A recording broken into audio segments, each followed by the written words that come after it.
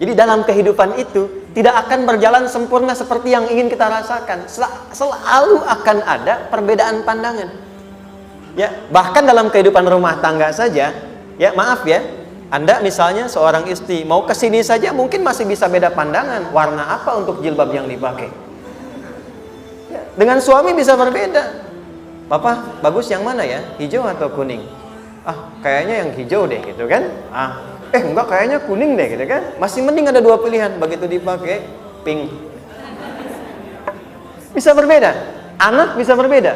Jadi kesan pertama yang ingin dibangun bahwa dalam kehidupan sudah pasti akan ada keragaman pandangan.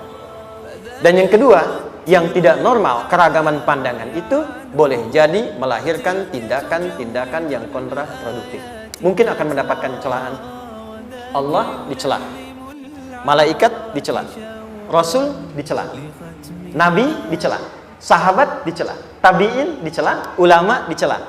Kita siapa yang mungkin belum menjadi bagian dari orang-orang itu dan ingin bebas dari celaan? Itu mustahil. Jelas sampai sini? Jadi kalau mendapatkan celaan, berbahagialah, berarti kehidupan kita normal. Jelas? Pernah mendapatkan celaan dalam hidup? Halo? Pernah disoal oleh orang lain? Pernah direndahkan oleh orang lain? Nah, Allah tuh memberi kesan kepada kita, jangankan engkau, Rasul yang paling mulia saja pernah mendapati itu. Tapi bagaimana seni mendapatkan ketahanan sehingga dalam dicela pun tetap tenang, dalam disoal pun tetap hatinya nyaman. Karena ketenangan itu yang membawa pikiran tenang dan tindakan yang terukur. Dan kadang-kadang ketenangan itu lebih penting bahkan dibandingkan dengan harta yang berlimpah. Seringkali saya berikan perbandingan dari sejak dulu kita belajar kan. Coba pilih mana? Saya yakin masih konsisten. Pilih mana? Kaya tapi gelisah atau miskin tapi tenang? Tidak boleh ada pilihan ketiga, saya tahu itu. Kaya tapi gelisah atau miskin tapi tenang? Pilih mana? Ya, saya tahu. Kaya tapi tenang. Oke, di fase ini wahyu belum turun. Nabi sudah ngajar, turun wahyu, turun al-ala, turun beberapa surah. Tiba-tiba ada masa jeda, wahyu belum turun. Sepekan belum turun, sebulan belum turun. Disitulah muncul seakan ada amunisi bagi orang-orang yang tidak senang dengan Nabi, tidak senang dengan ajakan Nabi pada kebaikan. Ini poin yang kedua. Kalau Anda berbuat baik, pasti ada tantangan. Ingat ya, kalau Anda berbuat baik, apapun itu, pasti ada tantangan. Yang menguji konsistensi kebaikan itu apakah serius untuk dilakukan atau tidak. Maka mulai muncul tuduhan. Lihatlah Muhammad dari ditinggalkan sama Tuhannya. Itu Muhammad dah gila tuh, naik turun bukit, naik turun lagi, kayak orang bengong. Muhammad udah ada beban di pundaknya. Jangankan umatnya, Rasulnya saja yang mengklaim Rasul punya masalah katanya, ya kan? Dan ditinggalkan Tuhannya, kok masih mau ikut Muhammad? Maka dalam keadaan itulah kemudian ditunggu, naik turun, turunlah kemudian dua surah sekaligus, surah 93, surah 94, yaitu surah Ad-Duha dan Al-Insyirah.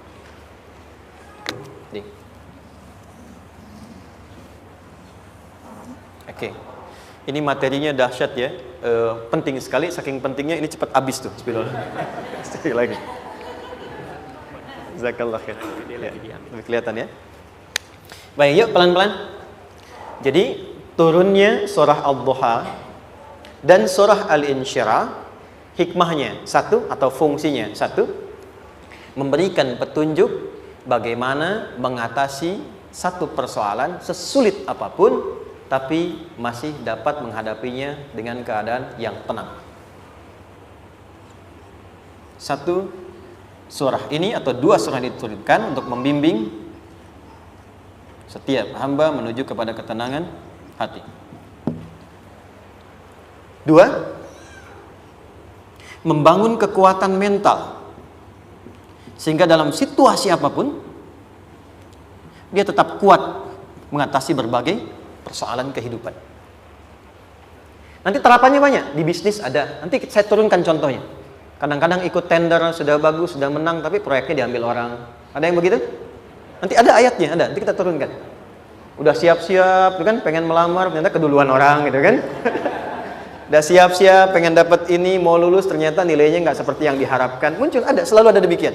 Nanti kompleksitasnya banyak. Tapi dua surah ini kalau kita bisa kuasai artinya dengan baik, pahami dengan benar, maka akan ada sesuatu yang beda yang terasa dalam jiwa kita dan kesiapan mengatasi setiap persoalan dalam kehidupan. Yuk kita baca dulu ya supaya dapat keberkahannya dari dua surah ini. Saya bacakan, Anda ikuti ya. A'udzu billahi minasy syaithanir rajim.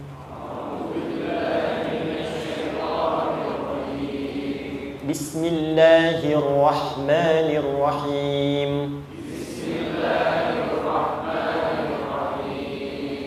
Wadduha wal-laili idza saja ma wadda'aka rabbuka wa ma qala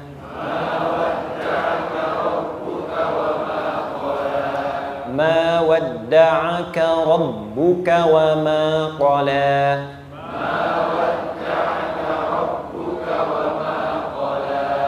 walal akhiratu khairul laka minal ula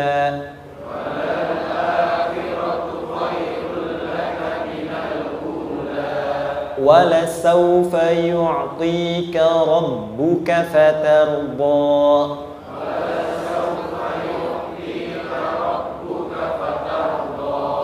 alam yajidka yatiman fa'awa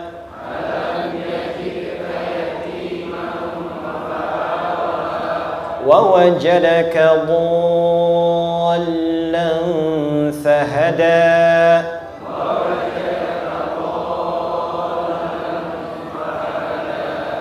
ووجدك عائلا فأغنى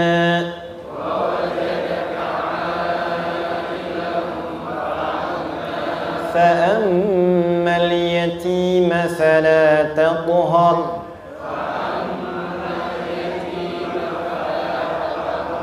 وأما السائل فلا تنهر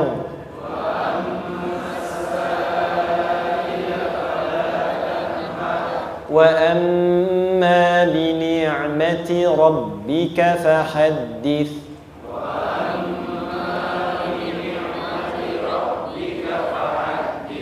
Baik, satu surah dulu, alhamdulillah.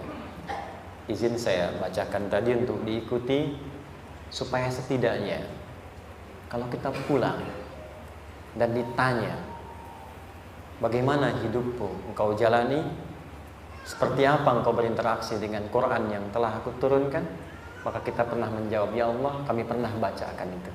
Jangan pernah kita berkehidupan sampai wafat dan tidak pernah berinteraksi dengan Quran walaupun sekedar membacanya. Wadduha, aku bersumpah, setiap huruf waw yang berada di awal kalimat di satu surah itu makna utamanya berarti sumpah. Ya, qasam, sumpah. Seringkali diartikan demi, ya.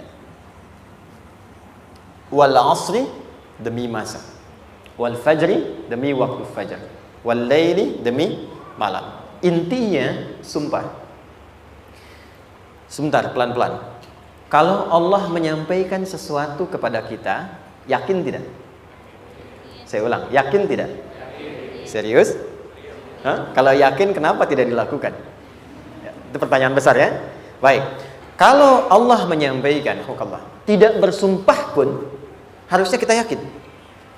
Tapi kalau Allah bersumpah, dalam kaidah ilmu tafsir, berarti ada sesuatu yang sangat penting, yang saking pentingnya akan sangat dibutuhkan oleh setiap hamba, sehingga diminta setiap hamba itu fokus menyimak apa yang mau disampaikan.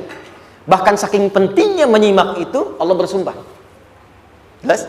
Kalau teman-teman menemukan di Quran ada ayat dibuka dengan sumpah, berarti ada kasih Allah yang tinggi yang akan disampaikan di ayat itu sampai meminta kita fokus untuk menyimaknya. Ad-duha, untuk memudahkan maknanya, teman-teman kalau waktu duha itu jam berapa ya? Oke, sebetulnya dimulai sejak matahari itu mulai naik, yang memantulkan ya atau menyinari cahayanya itu mulai terasa lembut. Ya, kalau misalnya kita ambil 1,5 jam setelah subuh. Sekarang subuh 4:30 lah, taruhlah 4:30 ya. 1,5 jam berarti jam 6 kan? Nah, itu awal duha tuh. Awal duha. Sampai ke pertengahan kurang lebih 9:30, jam 10. Akhir duha jam 11 sampai menjelang ke zuhur. Awal duhanya disebut dengan syuruk namanya. Syuruk. Jadi syuruk tuh awal duha. Kalau sudah jam 6 ada cahaya matahari ya. Enak nggak ke tubuh kita itu? Nyaman nggak? Jam 8 enak nggak kalau berjemur ya? Jam 9 enak ya? Nah, ini kata kiasan dalam bahasa Arab. Kalau kita merasakan sesuatu yang enak, nyaman, memberikan manfaat yang banyak, itu orang Arab sering memberikan kiasan dengan waktu-waktu tertentu. Di antaranya duha. Jadi kalau kita menemukan kalimat duha, jangan langsung diartikan ke waktu duhanya. Boleh jadi yang diinginkan adalah makna di balik itu, yaitu semua kenikmatan dan kenyamanan yang didapatkan. Cara mengartikan ini, wadduha, aku bersumpah, kata Allah, ya Muhammad, demi semua kenikmatan yang kau rasakan dalam hidup, seperti engkau merasakan kenikmatan cahaya duha itu. Jelas? Wal-laili idza saja, dan aku bersumpah, al-lail, lail itu apa? Malam. Baik, lail turunannya, layali jamaknya, lela, lili, lala, itu malam. Jadi kalau ada ibu leli, ibu malam-malam ya. Lail. Oke. Lail itu malam. Malam gelap nggak? Gelap. Tapi kalau gelapnya gulita, tidak ada cahayanya, gelap betul gitu. Gelap ya. Misalnya sedang kita dapati misalnya satu momentum padam lampu, padam semua, dan pas gerhana misalnya gelap sekali. Nah, itu bahasa Arabnya disebut dengan saja namanya. Ya, saja. Wal laili idza saja. Dan malam apabila telah gulita. Zaman Nabi kan gak ada lampu, ya, belum ada PLN, ya, dan seterusnya. Jadi gelapnya betul-betul gelap. Saya mau tanya sebentar, biasanya kalau situasi gelap itu mudah nggak menemukan benda tertentu? Melangkah mudah atau sulit? Tidak mudah untuk dilakukan kan? Dalam bahasa Arab, kalau kita ingin mengungkapkan satu kegamangan yang luar biasa, sampai kita merasakan gelap dan sulit melangkah, bukan hanya karena nggak ada cahaya, mungkin karena ada pekerjaan tertentu yang menyulitkan, masalah tertentu yang menyulitkan, sehingga merasa seakan-akan kita tuh gelap. Makan nggak enak, melangkah susah. Pernah nggak merasakan situasi yang saking beratnya satu beban itu seakan-akan makan nggak mau, melangkahnya berat, ada vertigo, kadang-kadang pusing. Pernah merasakan itu? Itu bahasa Arabnya, wal-laili idza saja. Perhatikan kalimatnya, ya Muhammad sallallahu alaihi wasallam, aku bersumpah demi semua kebahagiaan dan kenikmatan yang engkau pernah raih, seperti merasakan kenikmatan cahaya duha. Dan mungkin persoalan hidup yang pelik yang membuat engkau merasakan kesulitan, seakan-akan merasa di suasana gelap yang gulita. Ma wadda'aka rabbuka wa ma qala. Tanamkan dalam jiwamu yang paling dalam, aku tidak akan pernah meninggalkanmu. Ada suami pulang dari pekerjaan, mendapati istri sedang termenung dan mengalir air matanya. Tiba-tiba suaminya datang mengatakan, hangat sekali pada istrinya, di sampingnya, membelainya dan mengatakan, "Ma, demi semua suka yang pernah kita lalui bersama, dan demi duka yang mengalirkan air matamu saat ini pun, tanamkan dalam hatimu yang paling dalam, Papa akan selalu bersama Mama dalam setiap situasi itu." Kira-kira para ibu merasakan itu bagaimana perasaannya? Masa sih? Tapi itu menarik loh. Menarik ya. Jadi kalau teman-teman ngaji surat Yusuf, di surat Yusuf itu laki-laki diilustrasikan dengan matahari, perempuan diilustrasikan dengan rembulan. Ya. Inni ra'aitu ahada asyara kaukaba wasyamsa wal qamara ra'aituhum li sajidin. Ayah, aku melihat bulan dan matahari serta 11 gemintang sujud hormat kepadaku. Jadi matahari diartikan itu sebagai laki-laki, suami, ayah. Kenapa disebut matahari? Diilustrasikannya, matahari itu kan menyengat dengan kuat. Kalau kita menjemur, mengeringkan pakaian, melindungi.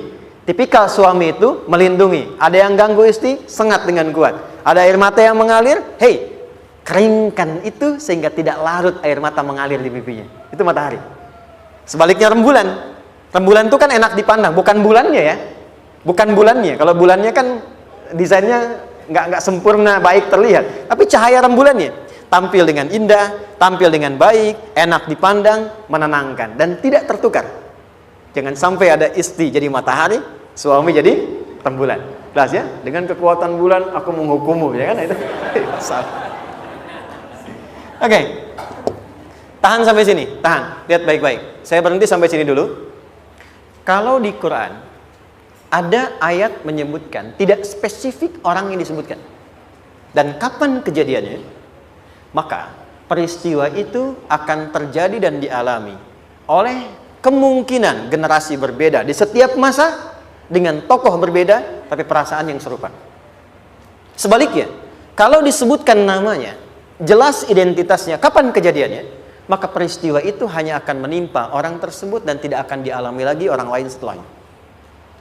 Saya tanya dulu yang akhwat, yang perempuan, kenal Maryam? Kenal, bagus. Kenal di mana? Maryam anaknya Imran, mengandung, melahirkan Isa alaihissalam, Yesus Mesias, tanpa disentuh laki-laki manapun. Dan di Quran identitasnya disebutkan langsung, Maryam binti Imran, wa Maryam ibnata Imran. Ini menunjukkan kesan bahwa yang mengandung dan melahirkan tanpa disentuh laki-laki manapun, itu hanya Maryam anaknya Imran. Ingat ya, mengandung, melahirkan tanpa disentuh laki-laki manapun. Bukan mengandung, melahirkan tanpa suami, kalau itu banyak dia. Ya, mengandung, melahirkan tanpa disentuh laki-laki manapun. Hanya Maryam binti Imran. Tapi kalau nggak disebutkan siapa orangnya, kapan kejadiannya, tidak detail disebutkan, ini artinya situasi itu akan dialami kembali oleh orang di masa depan dengan generasi yang berbeda tapi substansi yang sama. Pertanyaannya, pernahkah kita mengalami situasi yang sulit sampai seakan merasa gelap? Nah, baik, maka adab yang pertama, jika mengalami situasi seberat apapun dalam berkehidupan, maka dekati Allah Subhanahu wa ta'ala. Ini awalnya, dekati Allah. Apalagi kalau ada yang mengatakan ini nggak mungkin, ini nggak akan terjadi, ini nggak bisa. Kalau sudah ada tanda seperti itu tanda langsung dari Allah supaya Anda diminta langsung mendekat kepada Allah dan tinggalkan semua makhluk. Karena Allah hanya akan mengabulkan langsung kepada Anda tanpa perantara siapapun. Itu yang terjadi pada Nabi Zakaria. Ini nggak mungkin, ini mustahil. Maka beliau langsung memohon kepada Allah dan langsung menyebutkan, ya Allah, saya minta darimu saja, tidak dari yang lain. Maka dikabulkan seketika. Jadi yang pertama, jika punya kesulitan sebesar apapun, seberat apapun, cepat dekati Allah. Maka di situ akan dijawab langsung oleh Allah, ma wadda'aka rabbuka wa ma qala. Hambaku, sepanjang engkau mendekat kepadaku, maka yakinkan dalam dirimu, situasi apapun yang kau rasakan, aku tidak akan pernah meninggalkanmu. Sudah? Satu? Paham sampai sini? Oke. Pelan-pelan ya. Saya belum bicara caranya. Saya baru bicara di awal motivasinya. Dekati Allah dulu, nanti caranya didetilkan di surah Al-Insyirah. Teruskan. Ma wadda'aka rabbuka wa ma qala. Walal akhiratu khairul laka minal. Perhatikan. Hei, seberat-berat bebanmu saat ini, ingat, satu saat akan tuntas. Dan ini pun ujian. Kalau sudah meninggal, gak ada ujian lagi. Dan nanti kehidupan yang sekarang, apapun yang kau pertentangkan, perdebatkan, perselisihkan, itu semua akan ditinggalkan. Jadi ternyata Allah mengungkap hakikat kehidupan dunia. Apapun yang diperselisihkan, tuh unik ya. Orang berselisih pada yang akan ditinggalkan. Aneh nggak? Ada orang berebut makanan, ya kan? Rebutan sampai berkelahi dan sebagainya. Pada akhirnya, makanan yang diperebutkan itu pun akan ditinggalkan.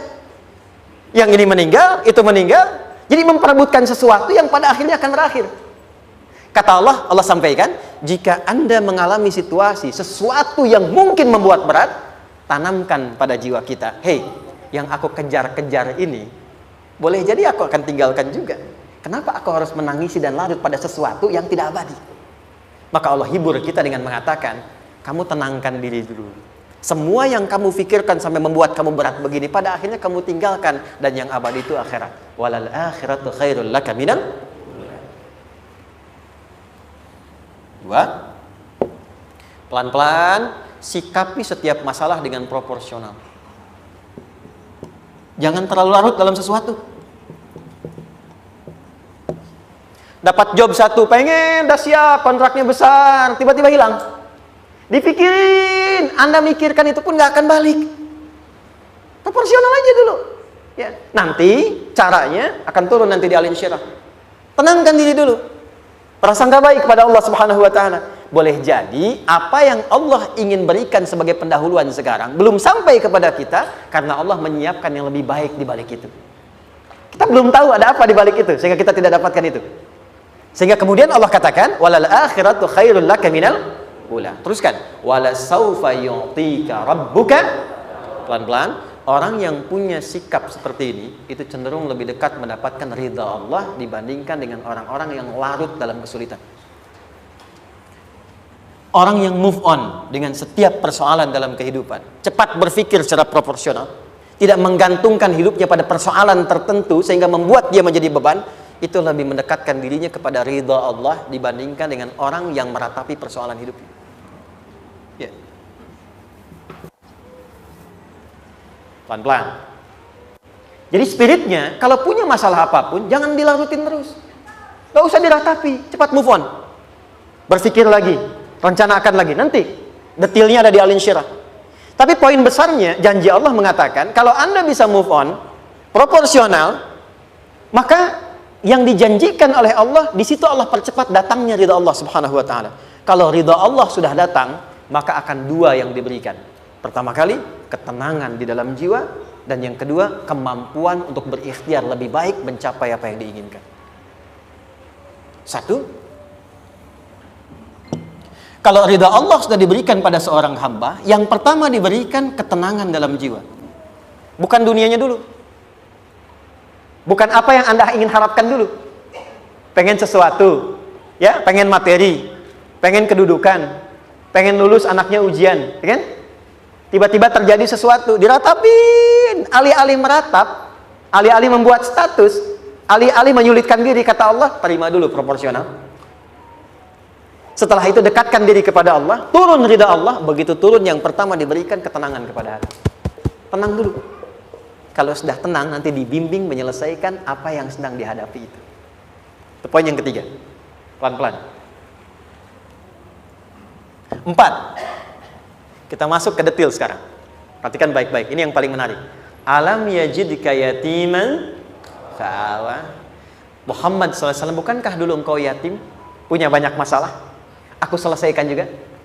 Ayahmu meninggal sebelum lahir, ada ibu. Ibu meninggal, ada kakek. Kakek meninggal, ada paman. Ya kan?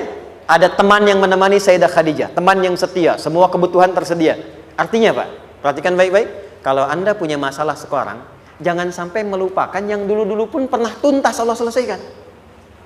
Jadi kalau sekarang sedang punya persoalan, jangan sampai satu masalah ini membuat Anda kehilangan harapan dan kehidupan. Sementara Anda sadar, dulu pun banyak masalah kok selesai juga. Kenapa dengan yang satu ini kita harus jatuh? Sekarang usia berapa? 20, 30, 40, 50. Sekarang usia 50 tahun, ada masalah, baru 5 menit datang, sudah merasa jatuh. Yang 50 tahun ke belakang yang banyak selesai itu kita nilai atau tidak? Maka kata Allah, seperti yang dulu pernah aku selesaikan ribuan masalah itu, yang sekarang pun mudah aku tuntaskan. Jelas? Nah, secara psikologi, orang-orang yang selalu bertindak seperti itu akan selalu punya harapan lebih tinggi untuk menyelesaikan persoalannya. Jadi kalau sedang punya masalah, pikirkan yang dulu juga selesai, masa yang sekarang nggak selesai. Itu prinsipnya. Secara psikologis demikian. Jelas ya? Oke. Wa wajadaka dhallan fahada. Muhammad, dulu engkau pernah mengalami melihat masyarakat banyak berbuat yang tidak baik, aku berikan petunjuk. Kuncinya fahada di situ.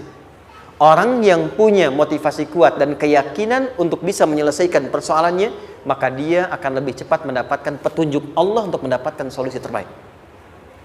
Ada sini. Saya agak cepat ya, mohon izin. Wa wajadaka 'ailan fa'aghna. Bahkan, maaf, bukan sekedar selesai, kalau perlu saya bikin kaya, kata Allah. Aghna itu kalau ilmu, ilmunya luas. Kalau harta, hartanya banyak. Kalau kedudukan, kedudukannya tinggi. Hei, engkau yang sedang mengejar kedudukan, aku tahan sebentar karena ada yang nggak bagus untukmu di sini. Tapi kalau kamu terima, aku angkat itu lebih daripada apa yang kamu harapkan. Kamu pengennya bintang 2, aku naikkan sampai bintang 4. Kalau perlu 5 sekalian. Hei, kamu yang ingin kampus di sini, aku tahan, bahasa kamu nggak lulus, kamu nangis, kamu mengadu, kamu datang pada orang tuamu. Orang tua mulai protes, mulai curhat, macam-macam. Terima dulu. Mungkin di sini ada yang tidak baik, seperti doa ibumu yang sering memohon, ya Allah, jangan sampai anakku berbuat yang salah. Jangan sampai terjebak narkoba. Jangan sampai terbawa tawuran. Di sini ada yang kurang tepat untukmu. Kalau kamu ridha, kamu terima, kamu proporsional, bahkan aku pindahkan ke kampus yang lebih baik yang tidak kamu bayangkan sebelumnya. Di orang-orang yang selalu menerima apa yang Allah ujikan dan ridha dengan itu, maka Allah akan angkat derajatnya bahkan melebihi ekspektasi dirinya. Paham? Kalau sudah seperti itu, maka lihat ujung ayatnya. Lihat ujung ayatnya. Fa'ammal yatima fala taqhar. Hei, maka jangan pelit berbagi kepada orang lain. Share. Kalau sudah sukses, share. Berbagi, bukan hanya materi, bagi ilmunya, ya, bagi kebahagiaannya. Wa ammas sa'ila fala tanhar. Jangan sampai nunggu orang minta. Kalau lihat ada kawan yang butuh, sekarang Anda sukses. Tapi boleh jadi kesuksesan Anda itu tangganya dari teman-teman Anda. Kalau sudah teraih ke atas, lihat lagi anak tangganya ke bawah. Ajak teman, jangan ditunggu minta. Ajak, bawa dia, berikan peluang. Jangan sampai dia minta, apalagi Anda bentak-bentak. Aku kan yang dulu bantu kamu. Jangan sampai keluar kata-kata itu. Kamu bisa naik di atas karena aku kan yang dulu bantu kamu. Kamu bisa jadi pemeran utama karena aku yang rekomendasikan. Karena aku yang dorong kamu, misal. Jangan sampai keluar kata-kata itu. Apalagi langsung keluar, tidak. Ini karena ilmuku saja misalnya. Kalau itu bisa dilakukan dengan baik. Lihat ujungnya. Wa amma bi ni'mati rabbika fahaddits. Maka semua nikmat yang dirasakan akan mudah untuk diimplementasikan dan disyukuri. Jadi semua nikmat itu bukan cuma dirasakan. Jadi membagi semua nikmat itu adalah rasa terbaik untuk menikmatinya. Maaf ya, Anda kalau punya makanan, dimakan sendiri. Dengan dibagi sama-sama, kira-kira rasa nyamannya yang pertama atau yang kedua? Kedua. Makan sendiri, enaknya sendiri kan? Tapi ketika ada teman berbagi dan tahu, oh enak ya, nyaman ya, ada kebahagiaan, ada ngobrol, ada tertawa, ada kebersamaan, itulah inti nikmat yang sesungguhnya. Wa amma bi ni'mati rabbika, ternyata masalah yang diberikan bukan ingin memberikan beban, tapi ujungnya, endingnya supaya Anda bisa mendapatkan nikmat berkualitas yang bisa dibagi. Lihat surat Ad-Duha itu jangan cuma lihat awalnya, lihat ujungnya. Ternyata ketika seseorang mendapat masalah seberat apapun, itu bukan ingin membebani, tapi ingin meningkatkan kualitas hidupnya supaya mendapatkan nikmat yang lebih besar dan merasakan nikmatnya itu dengan berbagi. Itu poinnya. Jadi kalau sampai sini kita paham dan kita beri nama misalnya dengan fikih ujian, jadi kalau desain ujian ini sistematikanya kita pahami, maka tidak ada alasan untuk mengeluhkan persoalan. Jadi melihat masalah itu bukan sebagai beban, pada akhirnya melihatnya sebagai tangga untuk mencapai kebahagiaan. Jelas sampai sini? Baik, kalau sudah seperti ini ingin punya masalah atau tidak ingin punya masalah? Tidak. Ingat ya, jadi kalau anak pulang bawa masalah, dilihatnya jangan beban. Oh, Allah ingin menaikkan kualitas pada anak saya, yang dengan itu menjadikan ia mendapatkan nikmat yang belum pernah didapati. Kalau rumah tangga sedang ada masalah, jangan banyak diperseterukan, tapi direnungkan sejenak. Oh, Allah ingin meningkatkan kualitas rumah tangga ini, sehingga kita bisa mendapatkan nikmat yang tidak pernah didapati sebelumnya. Makanya nikmat berumah tangga itu yang terbesar, selalu bertambah ketika menyelesaikan masalah. Silahkan cek. Kalau sedang ada masalah berseteru kan? Tapi setelah selesai kan jadi lebih nikmat ya? Ya? Lebih senang lagi, lebih cair lagi, lebih bahagia lagi, lebih mendukung lagi. Ternyata ada nilai-nilai kebaikan yang tersimpan yang belum disadari sepenuhnya. Pertanyaannya, kadang-kadang mudah diucapkan tapi tidak mudah mempraktekkan. Bagaimana itu semua bisa ditempuh dengan baik sehingga ketika mengalaminya kita bisa tenang menghadapinya. Maka turunlah surah Al-Insyirah. Saya cepat.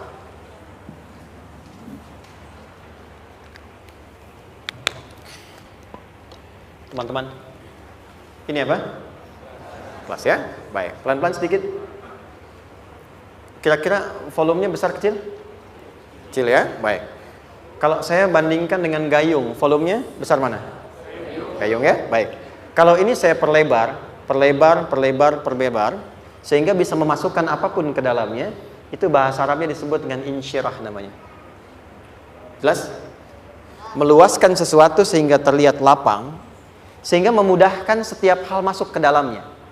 Itu insyirah namanya. Surah ini diberi nama dengan surah Al-Insyirah, yang berarti sesuatu yang lapang, yang tenang, yang nyaman.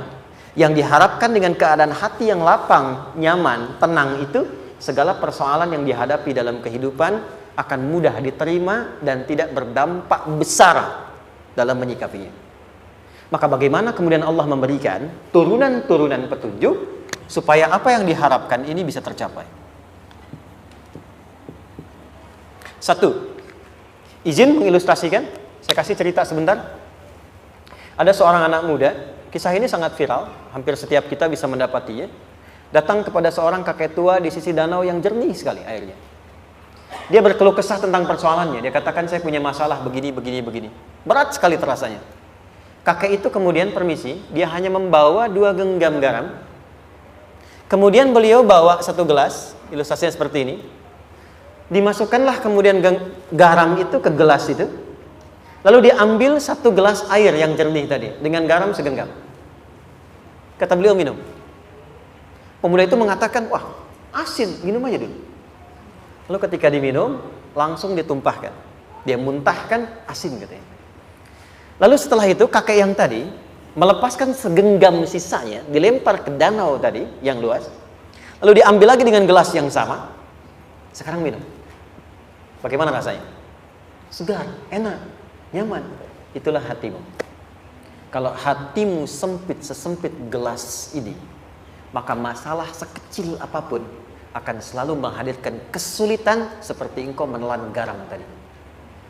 Tapi kalau hatimu luas, sebesar apapun masalah, tidak akan pernah berdampak pada dirimu kecuali engkau mampu menyusun rencana untuk mengatasinya.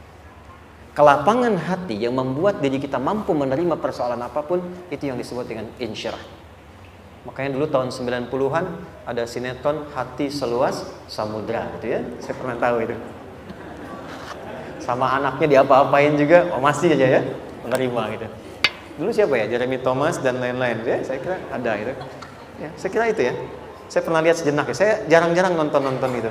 Pernah lihat aja. Saya senang riset. Jadi kalau riset itu ada riset dakwah, ada riset materi.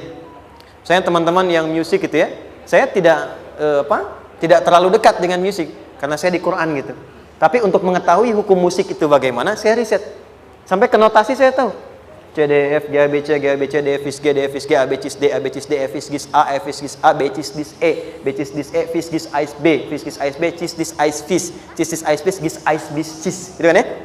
Ya, tapi kalau diminta piano, gitar, ini saya nggak bisa. Ya, tapi untuk menentukan hukum, nah kita bisa paham gitu. Misalnya boleh nggak baca Quran pakai langgam Jawa gitu kan? Nah, hukumnya apa? Nanti dari teori itu muncul. Ya, paham ya? Nah, oke, balik sini. Perhatikan baik-baik. 1, saya agak cepat.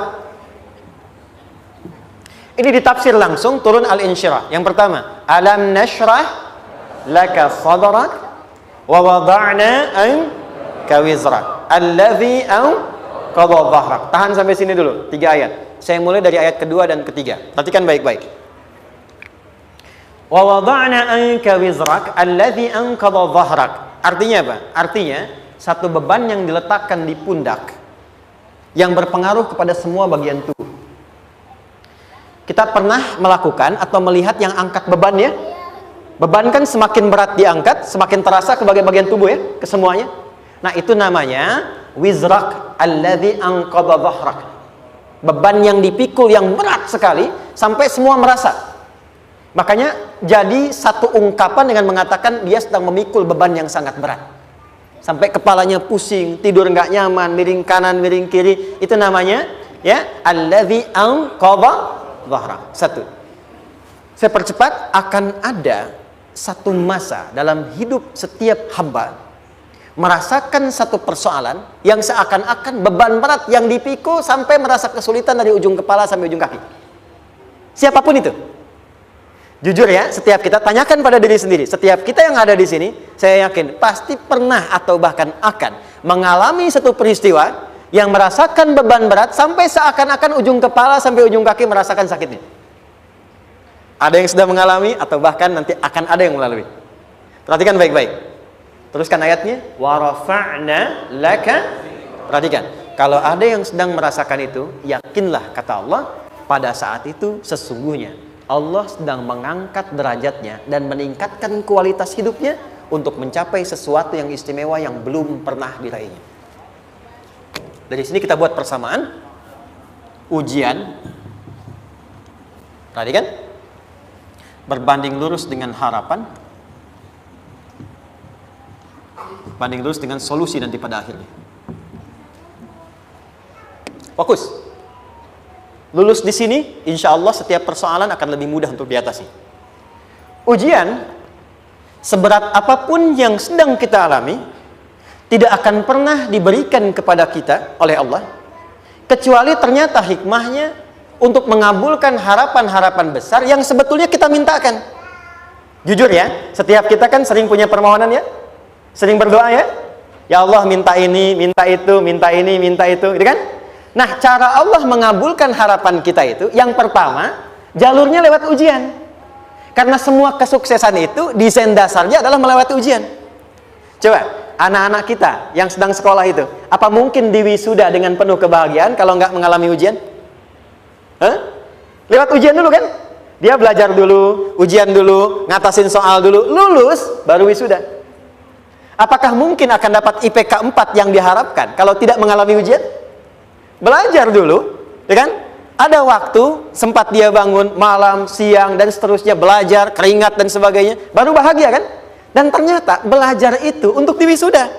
Sebab kalau kita tidak belajar, mustahil dapat wisuda. Kalau tidak lewat ujian, mustahil dapat ijazah. Karena ternyata harapan itu, hukum dasarnya dalam berkehidupan, bisa diraih dengan melewati ujian.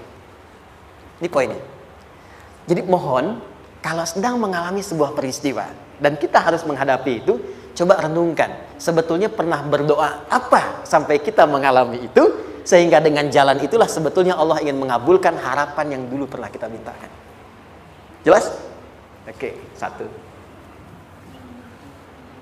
Yuk turunkan rumusnya pelan-pelan. Quran surah kedua ayat 286. Ini kesini dulu baru nanti kita balik lagi. 2 Al-Baqarah ayat 286. La yukallifullahu nafsan illa usaha. Tahan sampai sini. Lihat baik-baik. Hukum yang pertama. Hukum pertama. Allah tidak mungkin menguji seorang hamba di luar batas kemampuannya. Di kaidah yang pertama tadi, kalau kita sedang diuji, sebetulnya ada harapan dan doa yang pernah kita mohonkan dan Allah ingin mengabulkan itu, jalan pertamanya lewat ujian. Tapi adilnya Allah, tidak akan pernah kita diuji kecuali sesuai dengan kemampuan kita. Jadi kalau nggak mampu, nggak mungkin diberikan ujian. Ingat ya, kalau tidak mampu, tidak mungkin diberikan ujian. Artinya harapan yang kita mohonkan pun akan sesuai dengan kemampuan kita. Jadi kalau kita minta sesuatu nggak mungkin bisa menggunakannya, nggak akan dikasih. Nah, balik ke sini untuk memberikan ketenangan kepada hati kita. Kalau sedang menerima persoalan, setelah kita mengatakan, oh ini mungkin ada harapan yang ingin saya dapatkan, jalannya lewat sini.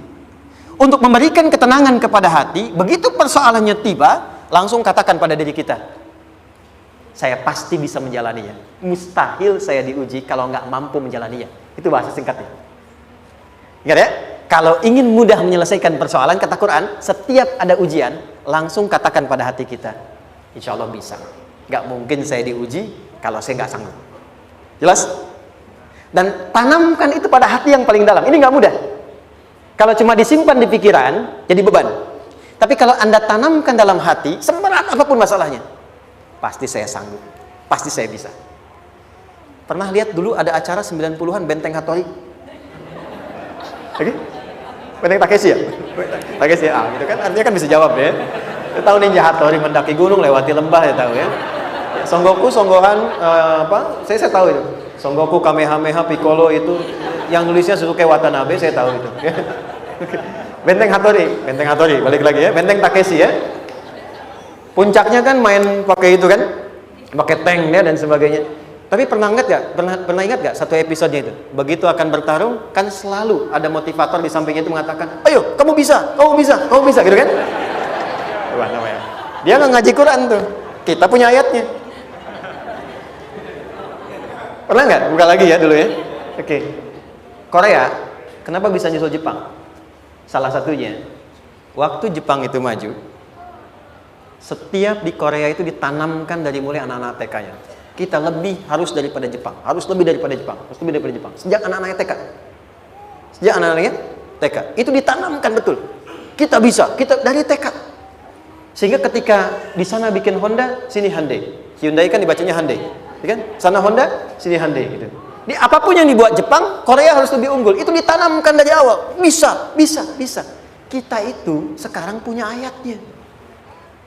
Jadi kalau sedang punya masalah seberat apapun, katakan pada diri kita, insya Allah bisa. Gak mungkin diuji kalau nggak sanggup. Bisa insya Allah.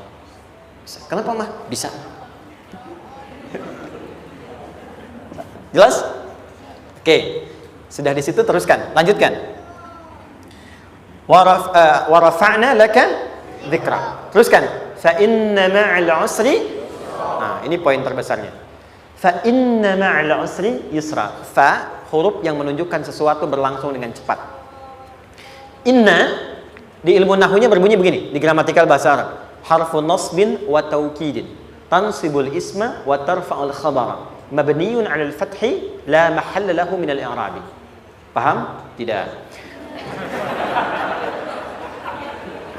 Inna huruf yang digunakan untuk menguatkan informasi agar ditancapkan ke dalam hati sekuat-kuatnya dan jangan pernah ragu. Jadi kalau orang Arab itu nancapkan tongkat begini dan kuat, tidak goyah, itu nasab namanya. Nasabar rajul asahu fil ardi. Inna ini harfu nasab. Jadi kalau ada di Quran dibuka informasinya dengan inna, maksudnya begini, hei, tancapkan informasi dalam hatimu dengan kuat, jangan pernah ragu. Yakinkan pada dirimu. Apa yang harus diyakinkan? Ma'al usri yusra. Inna ma'al usri yusra.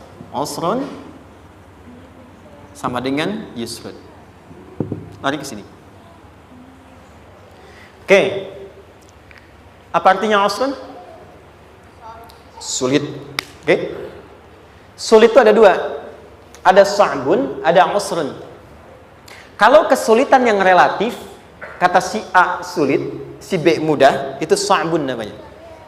Contoh, kata si fulan, bahasa Jepang susah. Padahal kata yang lain tidak. Saya ke Jepang, anak-anak kecil begini bisa bahasa Jepang, gitu kan? Bagi mereka mudah, gitu ya. Saking mudahnya gitu. Kata shiwa, gitu.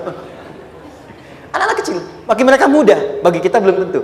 Itu sa'bun. Inna lughatal yabaniyah sa'bah. Relatif. Tapi kalau kesulitan yang sifatnya mutlak, semua orang mengatakan sulit.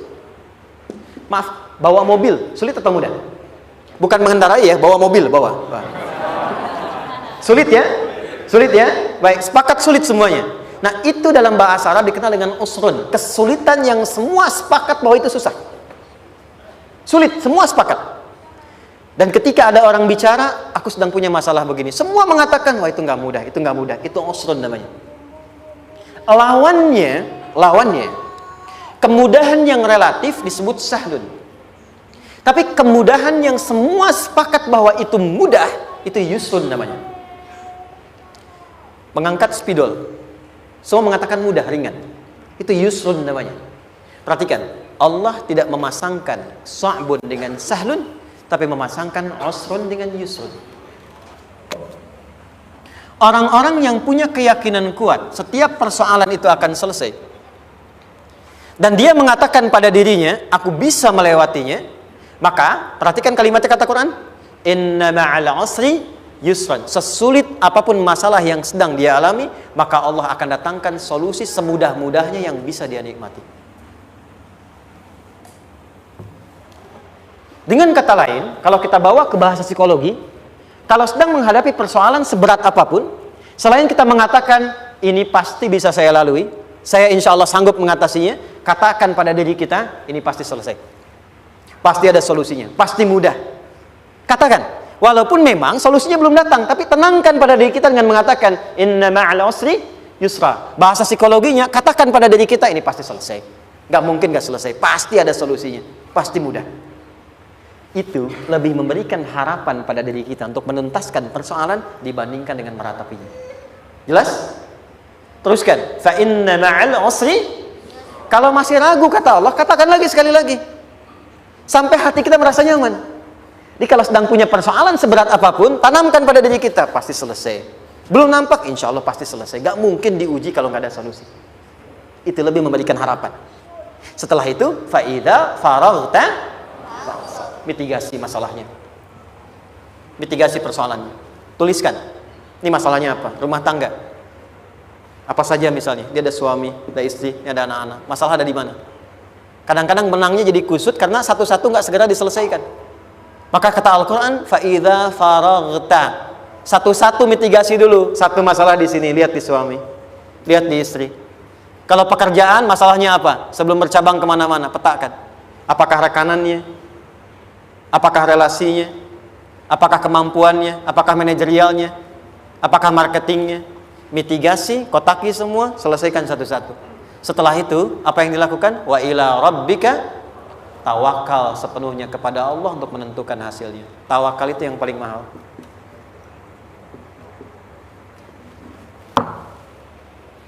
Anda kalau nggak punya kepasrahan, stres. Karena selalu memikirkan apa yang mau dikerjakan dan selalu orientasi pada hasil. Kita punya tawakal. Kalau kita mampu menyerahkan sesuatu, gini. Di sini ada orang yang paling jago misalnya main basket. Ada pertandingan basket. Begitu dibuka, udah tim musyawarah serahkan aja pada si fulan. Kan? Dia yang paling jago, dia. Bukankah dengan menyerahkan itu bukan hanya kita berikan sebuah tugas, ya kan? Tapi dengan itu ada kelapangan tersendiri kan? Yakinlah sukses, dia paling hebat. Pernah ada perasaan gitu? Sekarang, siapa yang paling mampu menguasai? Siapa yang paling hebat menyelesaikan segala hal? Siapa yang punya segalanya? Bukankah Allah? Orang-orang yang punya tingkat tawakal yang tinggi, maka satu, dia akan lebih stabil keadaan mentalnya dan tidak akan pernah gelisah dengan kekecewaan.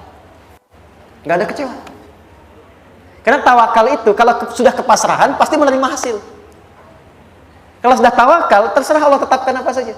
Mau dapat sekarang, dapat besok, dapat nanti. Puncak yang paling tinggi, tugasmu hanya berikhtiar semampu yang bisa dilakukan. Selanjutnya, biarkan Allah menetapkan apa yang menjadi bagian dari maslahat kehidupan kita. Saya tutup. Cara Allah menjawab harapan kita ada 3. 1. Memberi langsung apa yang kita mintakan. 2. Menunda itu sampai kita siap menerimanya. 3. Mengganti apa yang kita inginkan dengan apa yang kita butuhkan. Saya ulang ya. 1. Memberi langsung apa yang kita mohonkan. Misal, ya Allah saya ingin A misalnya, anak saya pengen ke ITB. Tapi nggak mungkin tiba-tiba langsung masuk ITB kan? Pasti lewat ini dulu kan? Ada ujian dulu, ikut tes dan seterusnya diterima sesuai. 2. Kadang menunda sesuatu sampai dia sanggup menjalaninya. Anda punya anak usia 5 tahun, pengen diberikan motor. Anda mampu untuk memberi motor, dikasih nggak? Tidak. Sampai dia sanggup mengendarai motor, baru Anda berikan. Terkadang ada yang kita minta sekarang, tidak didapati sekarang. Tapi ternyata tahun depan kita dapat. Kita harus sadar bahwa anugerah yang kita dapatkan tahun depan itu sebetulnya adalah hasil doa kita di tahun ini. Pernah dengar nggak kisah viral? Nabi itu berdoa, baru dikabulkan setahun setengah. Setahun 6 bulan. Padahal itu Nabi loh. Kiblat pertama kita kemana? Palestina kan? Baitul Maqdis kan? Nabi berdoa, mohon terus nengok ke langit. Al-Baqarah 144, minta, jawabannya turun setelah setahun setengah. Setahun 6 bulan. Ada yang mengatakan di tafsir setahun 8 bulan. Baru dikabulkan setelah setahun setengah. Padahal kurang soleh apa Nabi? Nabinya siap, mungkin umatnya yang belum siap. Nabinya siap, tapi ada tantangan di masyarakat yang tidak mudah, yang mungkin bisa meruntuhkan dakwah. Baru dikabulkan setahun setengah. Ketika semua umatnya sudah bisa siap menerima itu.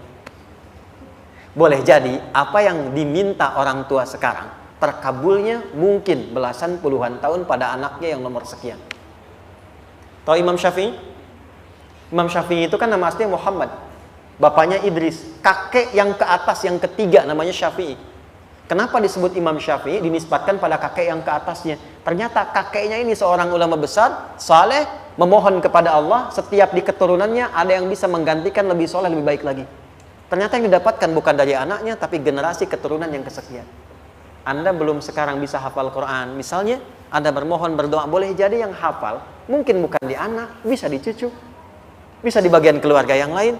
Maka terkadang tawakal itu tidak hanya memberikan hasil yang cepat, tapi memberikan keindahan yang terasa tertunda, tapi melengkapi kebahagiaan yang dirasakan. Penutupnya, boleh jadi minta ke ITB, diterimanya di Unpad.